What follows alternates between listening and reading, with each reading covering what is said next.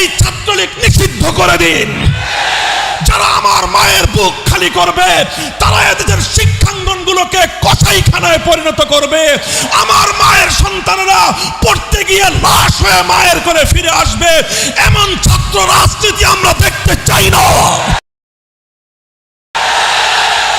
মুসলমানদের জনপদ, মুসলমানদের দেশ যতদিন পর্যন্ত কোরআন সুন্নাহ খেলাফতে রাশেদার শাসনের দিকে ফিরে না যাবে, গণতন্ত্র দিয়ে মুক্তি আসবে না, সমাজতন্ত্র দিয়ে জনগণের অধিকার প্রতিষ্ঠা হবে না, কোন তন্ত্রমন্ত্র জাতির মুক্তি আনতে পারবে না।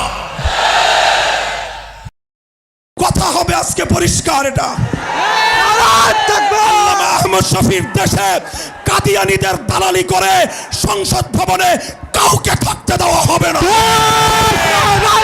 যদি আরেকটা যুদ্ধের প্রয়োজন হয় আবার শাপলা চত্বরে যেতে কারা কারা প্রস্তুত?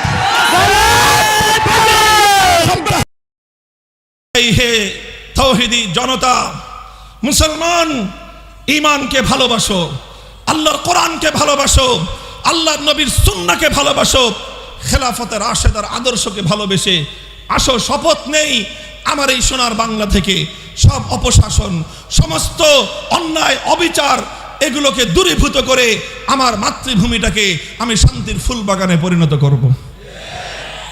মুহতারাম হাজিরিন, আমি আবার কোরআনের সেই আয়াতের দিকে পুনরাবৃত্তি করছি। ইজা আরাদনা আন নুহলিকা কারিয়াতান আমারনা মুতরাফিহা ফাফাসাকু ফিহা ফাহাক্কা আলাইহাল কওল। যখন এভাবেই নবীর বিরুদ্ধে কটূক্তি হয় ব্রাহ্মণবাড়িয়ায়, যখন এভাবেই নবীর বিরুদ্ধে কটূক্তি হয় বোরহানুদ্দিনে, যখন এভাবেই আবরার ফাহাদরা নিহত হয় বুয়েটের মাটিতে, যখন এভাবেই নুসরাতরা নিহত হয় এই বাংলার জনপদে, যখন এভাবেই ফেলানিরা ঝুলে থাকে আমার সীমান্তের কাঁটাতারে, একটার পর একটা যখন এভাবে অন্যায় ঘটতে থাকে, তার প্রতিবাদ হয় না, তার প্রতিকার হয় না, তখন সর্বশেষ আসমান থেকে খোদার গজব নেমে আসে। আজ আমরা চাই মাতৃভূমিকে ভালোবাসি বলেই, দেশটাকে ভালোবাসি বলেই, দেশপ্রেম নিয়ে, জাতির প্রেম নিয়ে, স্বাধীনতার অতন্দ্র প্রহরী হিসেবে নতুন প্রজন্মকে নিয়ে আজ দেশ জাতি স্বাধীনতা রক্ষা করবার জন্য দুর্বার আন্দোলন গড়ে তুলতে চাই। পরিষ্কার কথা, কাদিয়ানীদের পক্ষ যারা নেবে, রাশেদ খান মেনন গোটা বাংলাদেশে অবাঞ্ছিত ঘোষণা করেছে। মুরগি চোরা শাহরিয়ার কবির যেখানে পাওয়া যাবে জুতা দিয়ে বাইরে সোজা করে দিতে হবে। আমরা পরিষ্কার ভাষায় বলতে চাই, রাশেদ খান মেনন, হাসানুল হক ইনু, মুরগি চোরা শাহরিয়ার কবির গং, এই ইনু আর মেনন নৌকার খয়রাত নিয়ে এমপি হয়ে সংসদে